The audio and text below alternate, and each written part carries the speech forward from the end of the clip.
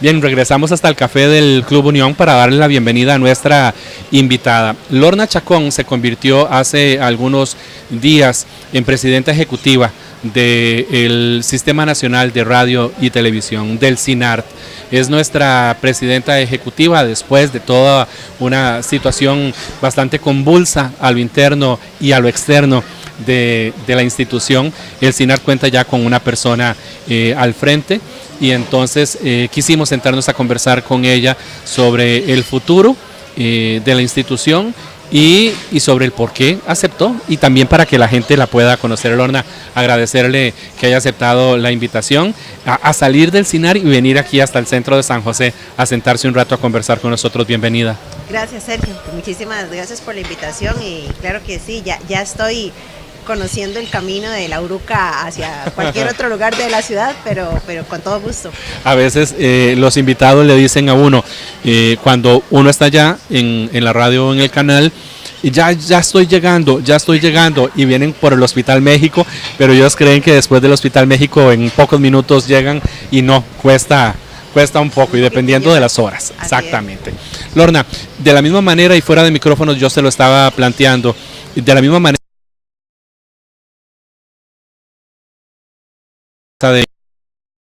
y para conocerlos también un poco sobre quiénes son ellos como persona, yo aprovecho la oportunidad para preguntarle a usted y que le cuente a la gente quién es Lorna Chacón y cuál es la trayectoria que tiene. Bueno, en primer lugar me gusta decir que soy mujer, porque eso creo que siempre da un sello distinto a las gestiones. Soy mujer costarricense, tengo 45 años. Y bueno, mi carrera profesional, una gran parte de mi carrera ha sido como reportera, como periodista. He trabajado en diferentes medios de comunicación, tanto aquí en Costa Rica como medios internacionales, porque una buena parte de mi carrera la desarrollé en agencias internacionales de noticias, en la agencia France Press y en la agencia EFE. También tengo alguna experiencia en televisión en el canal UCR. Y bueno, posteriormente a mí, yo siempre quise ser docente, es algo que también me llamaba mucho la atención. De hecho, cuando yo estaba en el colegio yo quería o ser periodista o ser maestra.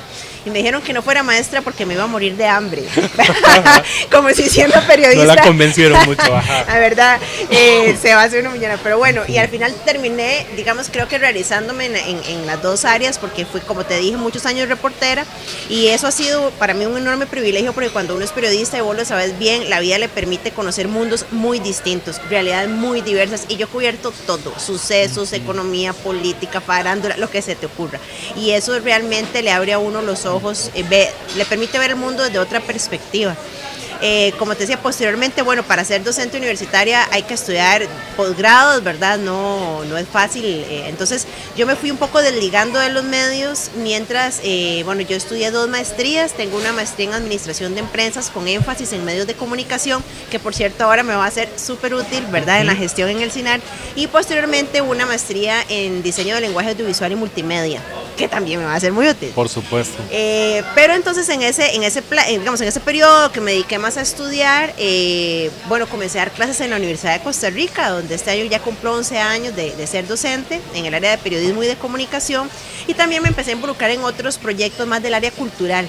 Entonces también he hecho mucho gestión cultural, he trabajado en proyectos de música, en el Festival de las Artes, y eso ha sido también una etapa muy bonita que me ha permitido desarrollarme en otras áreas. Durante los últimos 2 años yo fui electa directora de la Escuela de Comunicación Colectiva de la Universidad de Costa Rica, donde ahí estaba desarrollando un proyecto también de gestión. Y bueno, hace algunas semanas, en medio de todo esto que comentabas, ¿verdad?, de la situación que se está dando en el SINART, pues recibí una llamada de parte del Gobierno de la República y del presidente Carlos Alvarado de que, pues, si quería aceptar este reto. Te confieso que fue algo que me tomó por sorpresa porque, bueno, como he venido contando, en ningún momento de ese desarrollo profesional yo he estado vinculada a la política o a un partido político. No milito en ningún partido político, ni lo he hecho nunca. Entonces, pues fue un poco sorprendente, pero muy positivo también, porque yo creo que el hecho de que se busque a alguien por un perfil más profesional, ¿verdad?, que político, habla muy bien de las intenciones, creo, del gobierno en ese sentido. Y yo al principio dije que no, porque me parecía que, bueno, primero porque tenía un compromiso con la Escuela de Comunicación, estaba a mitad de periodo, me faltaban 2 años, y pues tenía un montón de proyectos ya que se estaban, ya, digamos, madurando, okay, ¿verdad? Y sin embargo, bueno, trabajaba con un equipo de compañeros y compañeras, creo que muy sólido, donde compartíamos mucho y era un trabajo muy colaborativo, de manera que yo siempre digo que uno siempre tiene que creerse prescindible.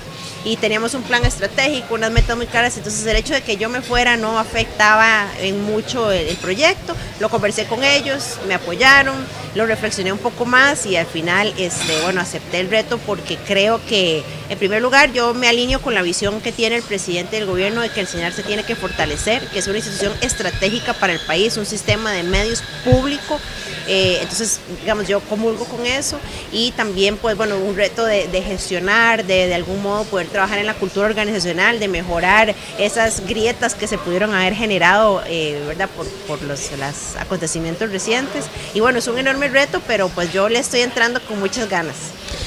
Lorna, usted sabe que, por ejemplo, y yo lo mido también desde mi perspectiva de comunicador y como periodista, que también nunca he estado vinculado ni militando con ninguna agrupación política y siempre he sentido el temor cuando una persona acepta un puesto en un periodo de gobierno de una agrupación política, si eso permite injerencia o no, y más en el CINAR, por ejemplo. Y yo se lo pregunto directamente, por ejemplo, ¿cabría la posibilidad en un momento determinado de que a usted como presidenta ejecutiva del CINAR, desde casa presidencial, le digan hay que hacer esto o hay que enfocarse en esto otro, o se le respetaría el criterio profesional para determinar cómo trabajar esos medios de servicio público?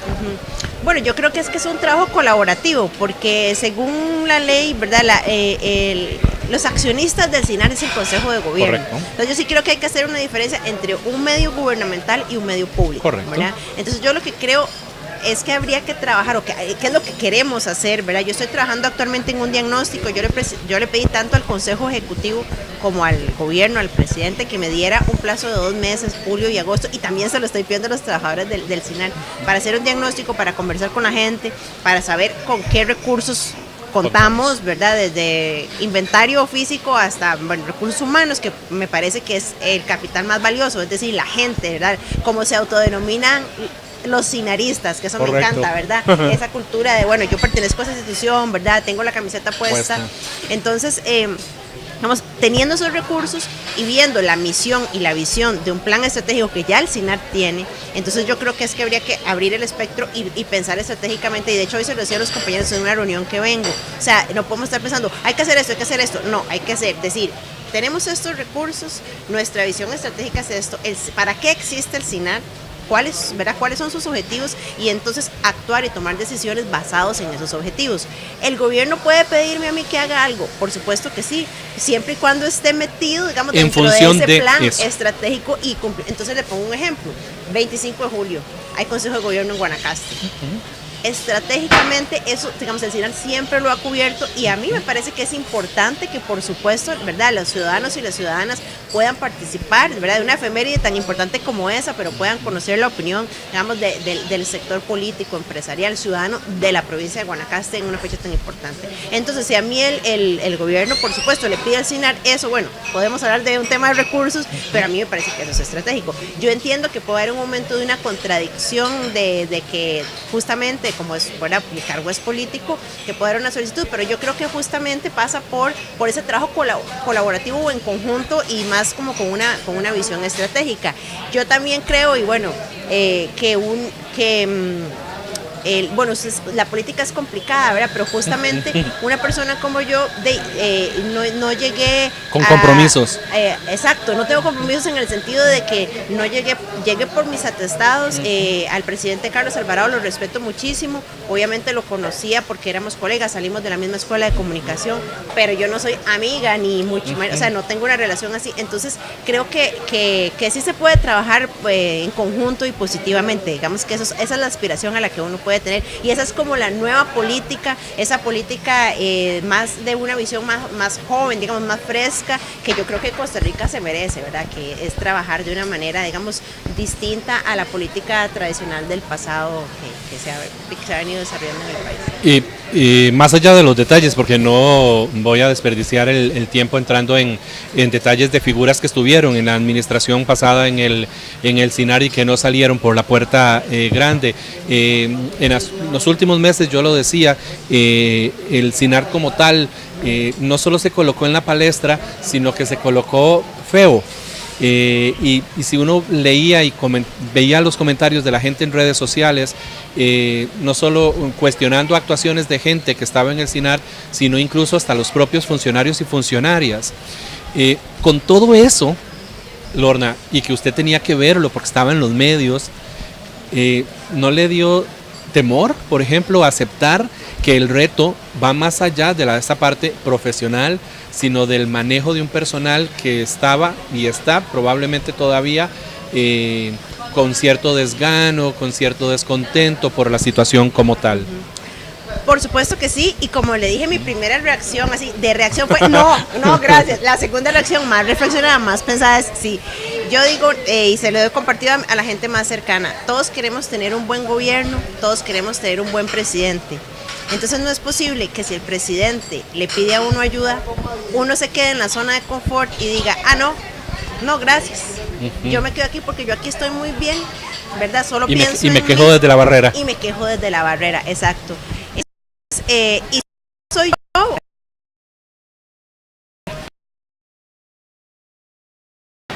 Yo lo veo de esa manera, es una enorme oportunidad para todas las ideas que yo como comunicadora, que mis colegas, que la gente del SINAR con la que estoy conversando tienen, puedan llegar a buen puerto en el sentido de también una visión realista de los recursos con los que se tienen.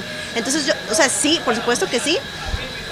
A mí me encantan los retos y como te digo, yo tengo una combinación medio rara entre ser comunicador y ser administrador. A mí la administración me encanta, la mayoría de la gente de comunicación eso es algo que no le gusta, Ajá. Pero a mí me gusta mucho el manejo de recursos humanos, de personal, de presupuestos, como toda esa parte. Entonces yo creo que justamente uno de los principales retos es llegar a una institución donde la gente pueda ser de algún modo resentida, dividida. Y cómo trabajar eso, ¿verdad? Desde incluso la psicología para, pues no sé si la palabra es reconciliación, pero sí como para que la gente se sienta parte de un proyecto donde caben todas y todos, ¿verdad? Es decir, yo creo que hay una mezcla de saberes, lo que hablamos al inicio, en el SINAR hay gente que tiene más de 30 años de trabajar, pero también hay gente joven que está recién entrando. Bueno, esos dos, digamos, perfiles deberían poder trabajar juntos y aprender los unos de los otros, porque, por ejemplo, hay gente que tiene una enorme trayectoria y mucha experiencia o mucho olfato, pero tal vez el más joven viene con muchos conocimientos de tecnología, puede y una tener visión ideas, más fresca. Exacto, entonces ahí es donde está el primer reto, ¿verdad? Que la gente, yo lo que dije el día de mi juramentación es, quiero mandar un mensaje de tranquilidad a los trabajadores y las trabajadoras, o sea, vamos a entrarle con calma. Y entonces justamente una de mis prioridades de trabajo ha sido que durante el mes de julio y el mes de agosto yo voy a estar trabajando en un diagnóstico de la institución, estoy tratando de conversar con mucha gente, también revisando todos los temas financieros, etcétera, para luego presentar ese diagnóstico y hacer una propuesta de líneas de trabajo siguiendo el plan estratégico que ya existe. Mucha gente me ha pedido citas, gente afuera, tengo un proyecto, quiero hacer lo otro, quiero hacer acá, eso está muy bien, pero yo les he pedido que lo posterguemos al mes de septiembre, porque en este momento mi prioridad es la casa, mi prioridad es la gente de adentro, mi prioridad es, resolver y generar un ambiente positivo de trabajo que permita avanzar justamente en nuevos proyectos y nuevas posibilidades. Para que la gente nos comprenda lo que yo voy a decir, jerárquicamente el SINAR tiene en su estructura una presidencia ejecutiva, que es la que Lorna Chacón está ocupando en este momento, y tiene también una dirección general, luego hay una subdirección y desde luego que cada uno de los medios tiene también direcciones. ¿Qué pasará con la dirección general? Que todavía obviamente está vacante, digamos, el puesto. Bueno, yo le pedí tanto al gobierno de la República, al señor presidente, como al Consejo Ejecutivo, que ya tuvimos una primera sesión la semana pasada. Una primera sesión, quiero decir, conmigo. Una sesión, ajá, sí. Bueno, y ahí se integraban nuevos miembros, exacto. Yo les pedí muy respetuosamente una solicitud que fue aprobada de que me permitieran justamente en esos 2 meses de diagnóstico no nombrar a un director o directora ejecutiva, justamente para no hacerlo de manera irresponsable. El camino más fácil sería, voy a llamar a alguien de mi confianza, alguien que yo conozca, que ya haya trabajado conmigo, me lo traigo o me la traigo para acá y trabajamos. Yo creo que yo lo primero que tengo que definir es cuál es el perfil que debe tener esa persona en el marco de esa realidad del CINAR, de ese diagnóstico que yo haga. Y entonces, en este momento, yo lo tengo como recargo por 2 meses. Okay. Y la idea es después de agosto ya tener más claridad de cuál es el perfil. Y entonces ya pensar obviamente en personas con nombre y apellido, pero en este momento no digamos. Que en oportunidades anteriores en la historia del CINART ha habido también presidencias ejecutivas que han asumido como recargo esa dirección general. Eso es una posibilidad, sin embargo, yo considero que nada está en piedra, como te digo, el diagnóstico, digamos, podría arrojar que ese es el camino, pudiera ser. Sin embargo, yo creo, 2 cosas. Uno, que creo que es muchísimo trabajo porque son funciones bastante distintas, ¿verdad? Un cargo es más político, más de negociación con otras instituciones, de representación, y el otro es mucho más ejecutivo. Sí.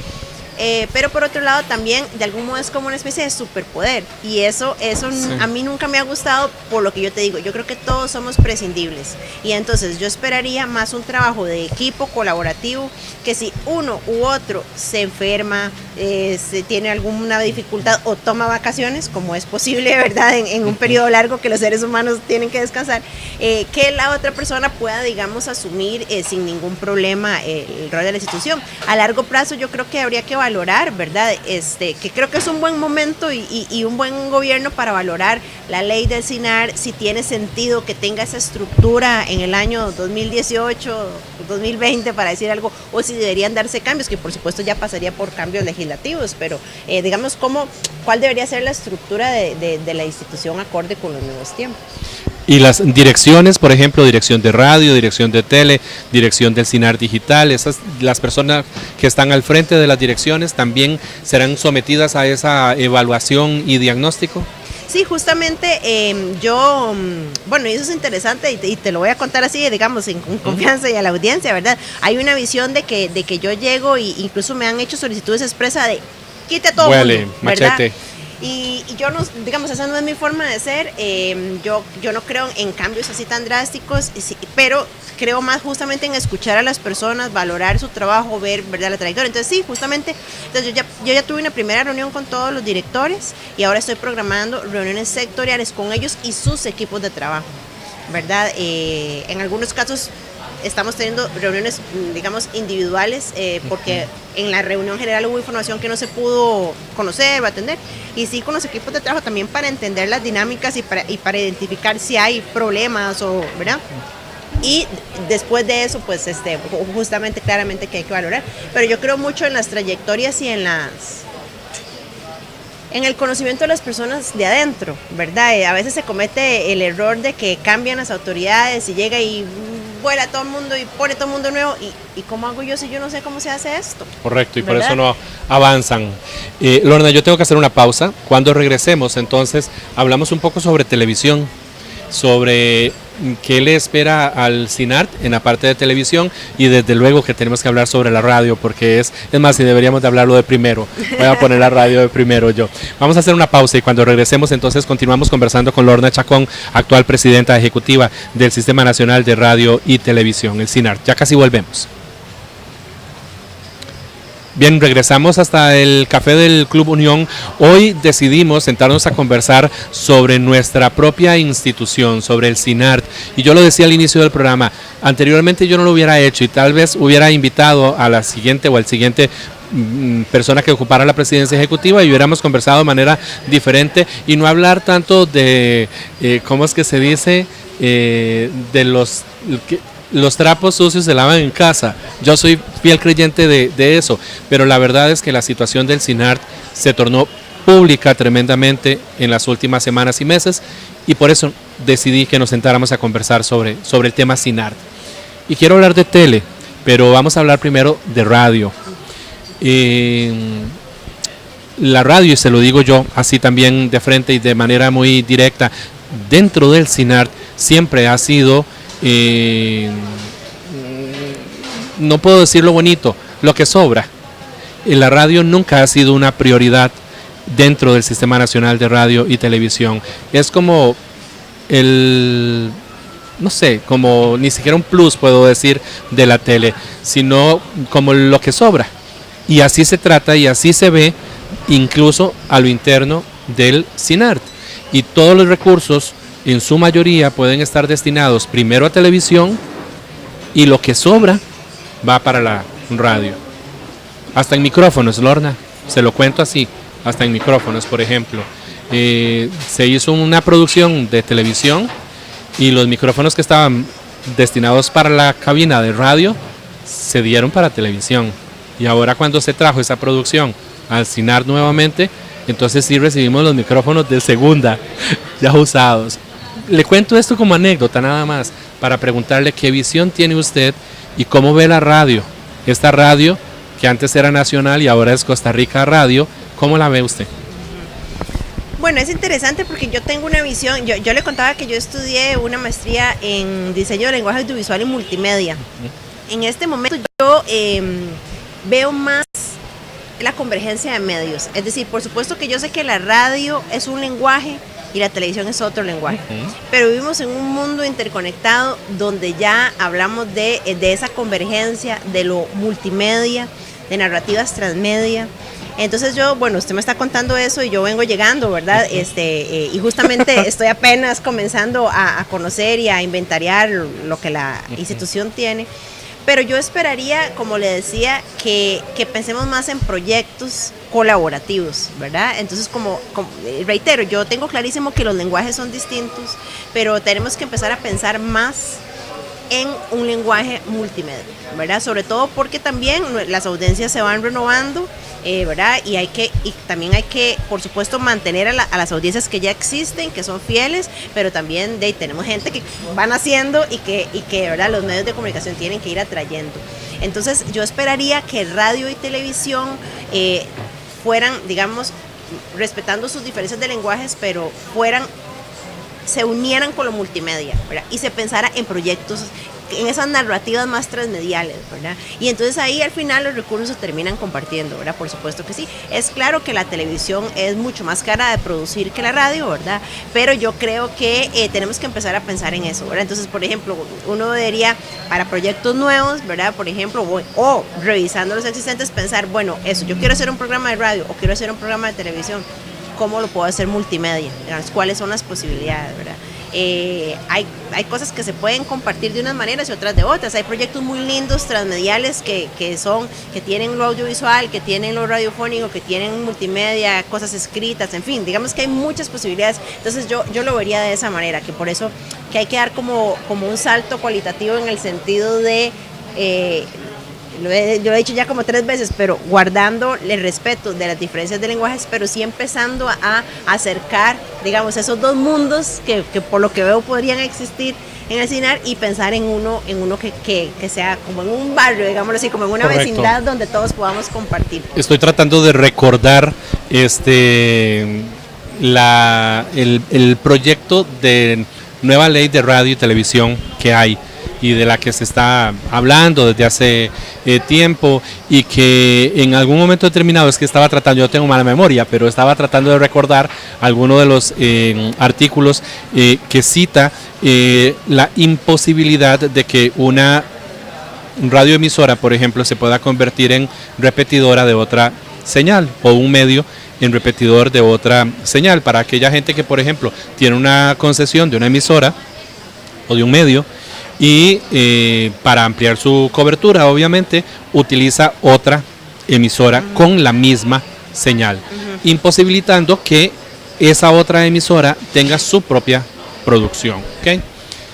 Eso que usted estaba conversando de la articulación, no podría caer en eso, por ejemplo, como lo hacemos actualmente nosotros. Digamos que la revista de la mañana de Laura Martínez se transmite en televisión, es una revista de televisión, pero la radio tiene que replicar esa misma señal y durante hora y media más o menos en la radio se transmite lo que la televisión está produciendo, con lenguaje de televisión, por ejemplo, porque ahí no hay cuidado. Habría que tener cuidado en eso. Sí. en diferenciar que tenemos esos dos medios cuando dices eso de respetar esos lenguajes.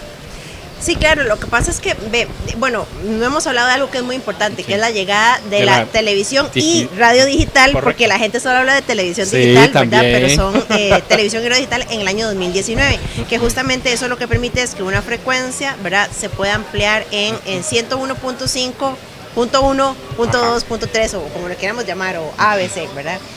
Eso permite, y bueno, y ahí hay todo un trabajo que hacer, ¿verdad?, sobre quién va a producir esos contenidos. Por supuesto. Y, ¿verdad?, no solo desde lo público, sino desde lo privado, porque también ahí se abre un enorme reto. Pero cuando yo hablo de narrativas transmedia, justamente es eso. Es decir, difícilmente, o bueno, tal vez en el área de noticias pueda ser posible, ¿verdad? Porque, bueno, normalmente las noticias, en el lenguaje audiovisual de las noticias es las personas que se entrevistan y tomas de apoyo, ¿verdad? Pero, por ejemplo, de una radionovela no se podría pasar por televisión, ¿verdad? Porque es un lenguaje distinto, es donde yo te digo que habría. Pero entonces el gran reto es, y bueno, en este país hay personas ya muy preparadas en eso, es cómo vos conceptualizás un proyecto con una narrativa transmedia. Entonces no es un proyecto ni de tele, ni de radio, ni de internet, es de todo. Es un híbrido. Ajá. Es un híbrido. Y justamente entonces vos puedes pensarlo con, digamos, es una narrativa que se desarrolla en los diferentes lenguajes. Entonces, aquí hay pocas experiencias en Costa Rica, pero hay otras experiencias lindísimas, ¿verdad? Entonces, por decirte algo, ahora estoy recordando un documental web que una vez vi, que era de China, que era sobre los trabajadores en las minas de carbón. Pero entonces era un documental audiovisual. Okay. Existían podcasts de radio que ampliaban las declaraciones de los entrevistados de ese documental. Bueno, en un documental, ¿verdad?, tal vez una persona puede hablar 3 minutos, 2 minutos. La entrevista completa estaba en podcast si a uno le interesaba escuchar. Pero además había una narrativa digital, web, donde usted podía decidir el desarrollo del documental, interactuar. Entonces, por ejemplo, me acuerdo perfectamente que, bueno, porque era sobre un cuestionamiento, ¿verdad?, sobre si las minas de carbón son ambientalmente amigables con el ambiente, etcétera. Entonces, digamos, había una entrevista, el periodista entrevistaba al gerente de la compañía. Entonces, a vos te salían opciones. Usted le quiere preguntar esto o esto. Usted escogía como usuario, no, yo le quiero preguntar esto. Entonces, el documental se iba por aquí. Si usted decía, no, le quiero preguntar esto, el documental se iba por aquí. Esas son las posibilidades narrativas que tenemos ahora, pero que no hemos explorado mucho porque, claro, todos todavía tenemos el chip de yo hago televisión, yo hago radio, yo hago prensa escrita, o yo hago periodismo web, o la cosa es ver cómo. Y entonces, bueno, pasa justamente por un aprendizaje y por una capacitación. Como te digo, hay gente que ya viene, que se ha preparado fuera del país en este tipo de, ¿verdad? Bueno, no es por hacer publicidad, pero la Escuela de Comunicación tiene una licenciatura que ya tiene una primera generación en diseño y desarrollo de contenidos transmedia.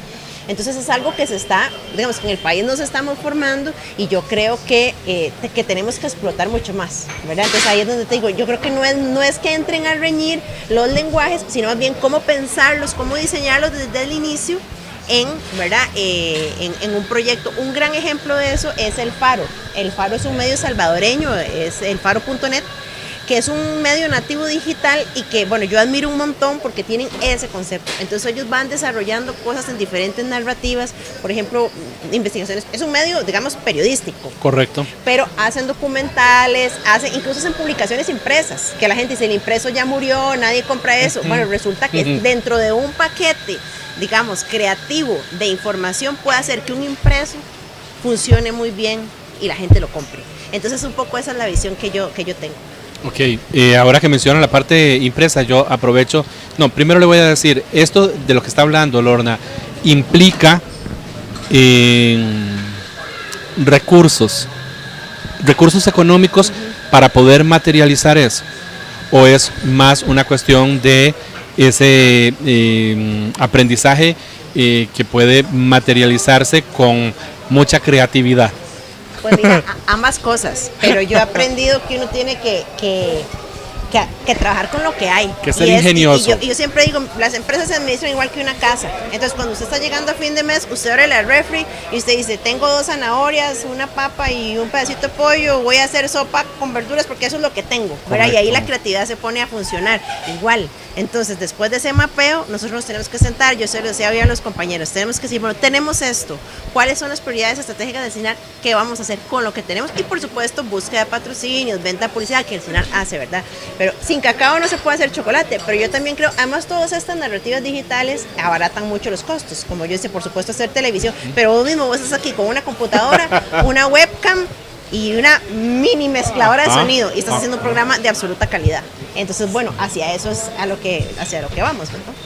Yo tengo que hacer otra pausa. Cuando regresemos, entonces, hablamos sobre presupuesto, sobre esa limitante que el CINAR tiene siempre y que a veces hay que, a lo interno, lo menciono también para que la gente lo sepa, estar en la disyuntiva de si sabremos si los diputados bajarán el dedo o no para aprobar un presupuesto extraordinario. Antes usted mencionaba sobre la posibilidad de reformar ley y si eso podría, por ejemplo, ayudar. Pero vamos a hacer una pausa y ya casi volvemos. Hoy estamos conversando con Lorna Chacón, presidenta ejecutiva del CINAR. Ya casi regresamos, no se despegue de los 101.5 Costa Rica Radio.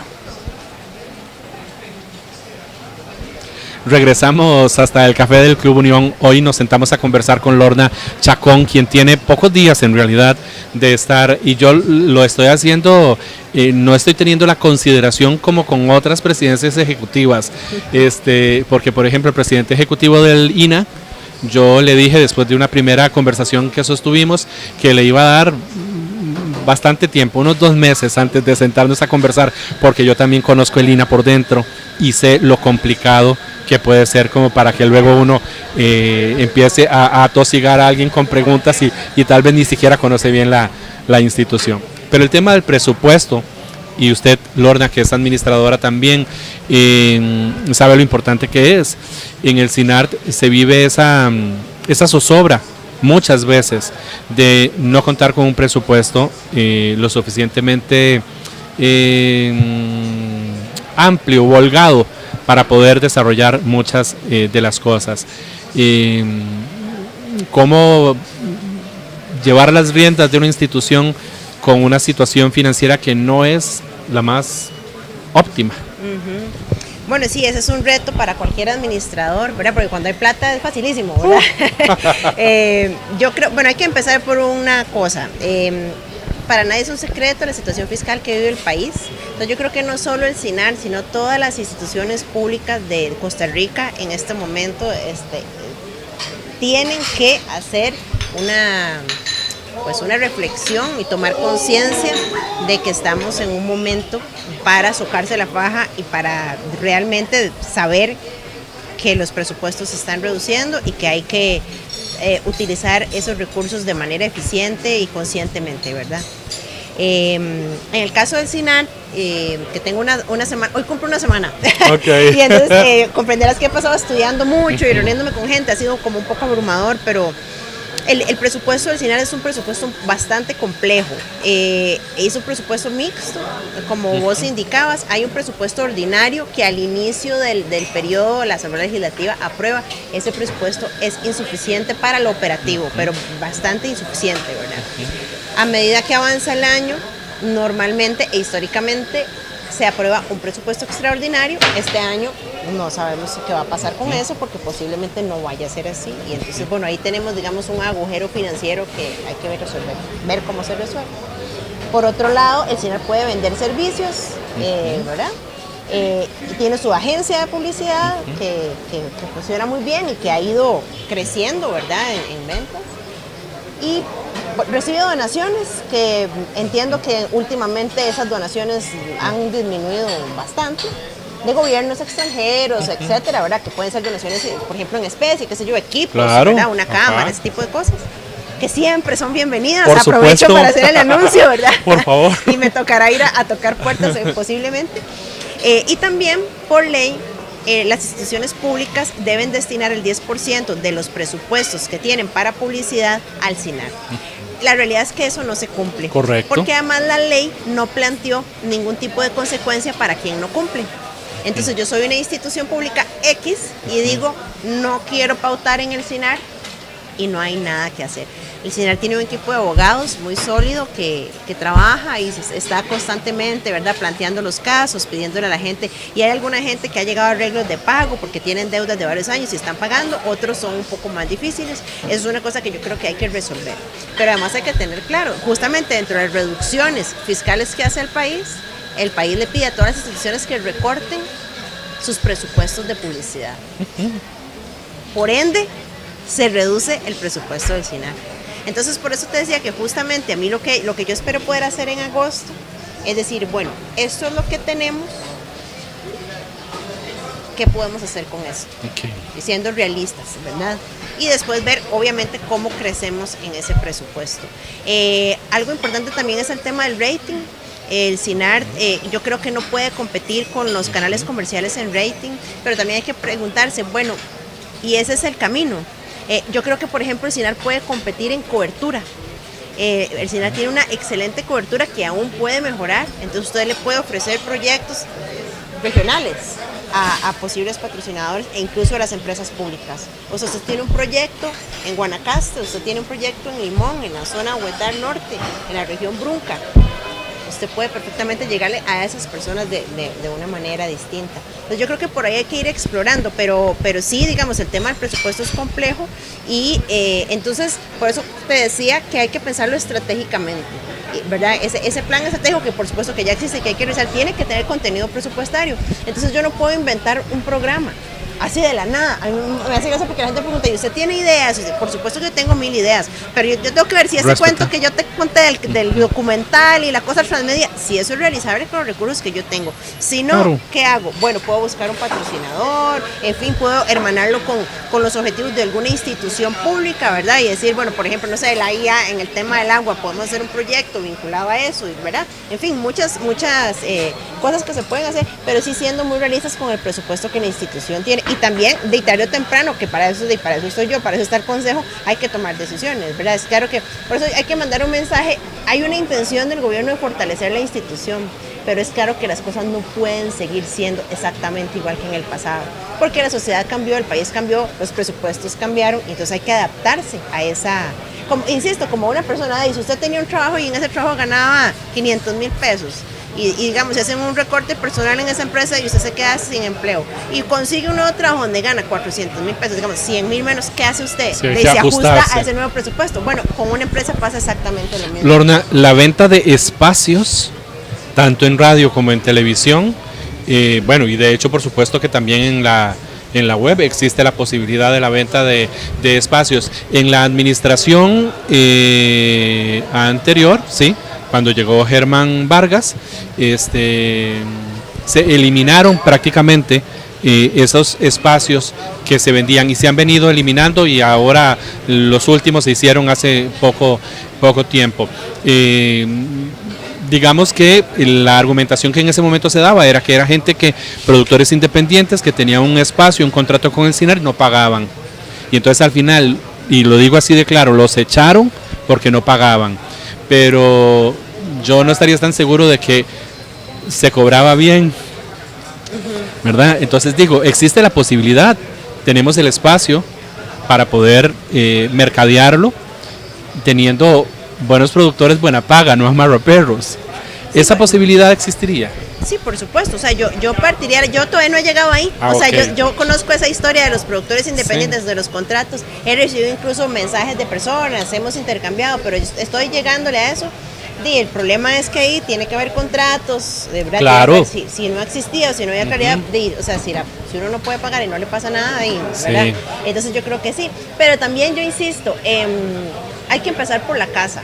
El CINAR tiene 263 personas trabajando ahí, entonces yo diría, antes de pensar, que por supuesto que sí, y podemos hacer alianzas, y yo tengo muchas ideas y estoy abierta, pero antes de decir, va a venir un productor externo a hacer algo, primero yo quisiera ver ese talento humano que está ahí, digamos, qué están haciendo, qué potencial de hacer hay, qué cosas nuevas se pueden hacer o viejas o resucitar cosas que fueron muy y que de repente la gente quiere volver a ver, en fin, ¿verdad? Pero yo creo mucho en ese, como te digo, en esa mezcla de saberes, porque puede ser que haya alguien que tenga una enorme capacidad o que haya hecho un programa en el pasado muy bueno y que quizás si lo juntas con un compañero o una compañera que tiene esa visión tal vez digital y tal, puede ser un proyecto de éxito, ¿verdad? Pero entonces pasaría por ahí como por hacer, que es un poco lo que yo estoy haciendo en este momento, conversando con la gente y revisando todo lo que hay como para ver un poco cómo se pueden utilizar esos recursos in-house primero antes de ver cosas, digamos, de afuera. Creo que tenemos aproximadamente como 2 años de que, no, menos de 2 años me parece que es, que el plenario legislativo se dejó de transmitir a través de la radio, la negociación se cayó, lo voy a decir así, se cayó y nos quedamos sin ese ingreso que era representativo y era un ingreso. Bueno, pero buenas noticias, la negociación exactamente. Se retomó. Es que a eso iba. ¿Con qué ojos ve usted esa posibilidad de que ahora la emisora también logre establecer un nuevo contrato con la Asamblea Legislativa para la transmisión del plenario? Totalmente, pero más que un negocio que lo tiene que ser, por supuesto. O sea, yo el otro día decía, yo creo que las empresas no podemos regalar el espacio, no. Las empresas públicas deben ser administradas igual que una empresa privada. Obviamente los objetivos son diferentes y no van a ser esos manejos, digamos, leoninos, de ganancias de no sé cuántos, 400, 500 mil. Ajá. Yo aspiraría a que en un futuro el SINAC al menos sea autosostenible. Claro. Pero lo que no se puede hacer, digamos, es tener negocios, entre comillas, con pérdidas. Correcto. Pero también entonces hay que preguntarse, porque no todo en la vida es un negocio. Dentro de la misión y la visión del SINAC, que es un medio público que le debe garantizar, un sistema de medios públicos que le debe garantizar a los ciudadanos el derecho a la información, el derecho a la comunicación. No solo recibir información, sino verse reflejados y ser protagonistas de esos medios. Un país, lo dije, pluriétnico y pluricultural, como lo es Costa Rica, multiétnico y pluricultural, que está establecido así en la Constitución Política. Eso debe verse en un sistema de medios públicos. Esas voces tienen que verse reflejadas. Entonces, la pregunta ¿es el plenario legislativo una prioridad para un sistema de medios públicos? Yo creo que sí. Yo creo que los ciudadanos tienen que saber qué está pasando ahí, cuáles son las discusiones de los señores y las señoras diputadas. Son discusiones de altura, no, recientemente hemos visto si hay conflictos, etcétera. ¿Cuáles son los proyectos que se están discutiendo ahí y por qué? Los ciudadanos tienen que saber en un proyecto de ley importante o no, cualquiera, todos para el país, quién votó a favor, quién votó en contra, cuáles son los diputados que van todos los días a trabajar y cuáles de repente uno no ve tanto, ese tipo de cosas. El control del ciudadano me parece súper importante. Yo creo que ahí, justamente, para mí ese es un ejemplo de que ese es un compromiso de enseñar la función de un sistema público. Por supuesto que sí, pero entonces, claro, ahí entra la negociación. El SINAR tiene que pedir recursos extra para poder hacer esas transmisiones y esas coberturas. Bueno, ¿cuánto cuesta eso? ¿Verdad? El SINAR puede poner una parte o necesita que le paguen todo. No hay ganancias, claramente, pero claro que hay una ganancia intangible y que no podemos poner en números, que es los ciudadanos realmente informados, ¿verdad? Sin filtros, además. Nadie le dice al ciudadano el enfoque de la nota legislativa. El ciudadano que se sienta a ver todo el plenario se enteró de todo y toma sus decisiones, ¿verdad? Y dice, este diputado me gusta, este no tanto, ¿verdad? Este partido, mira, o las mismas contradicciones, mira, qué interesante, este señor es de este partido, pero en este proyecto votó o se unió con estos otros, ¿verdad? Ese para mí es un compromiso. Yo voy a mencionar una anécdota.